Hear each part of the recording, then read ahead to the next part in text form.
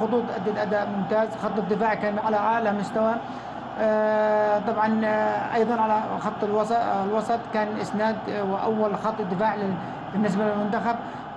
المنتخب كله كأفراد أدوا أداء يعني يشكروا عليه.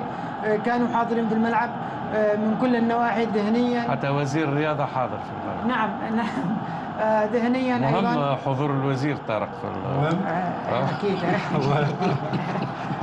بقول انه كانوا محاضرين طبعا نفسيا وايضا اداء في الملعب كانوا متقاربين. طبعا ما اعطوش الفرصه للمنتخب القطري. هذه النقطه في ثوب انتصار ما نلاحظه الان على الشاشه، يعني بالفعل نقطه في ثوب بالفعل، لانه منتخبك بمثابه انتصار، منتخب شاب واكثر اللاعبين اول مره يلعبوا كاس خليج، وبين الاعلام القوي هذا والجمهور المتواجد الكبير، اكيد هذا بحد ذاته انتصار. يعني ابراهيم، المنتخب القطري خسر نقطتين.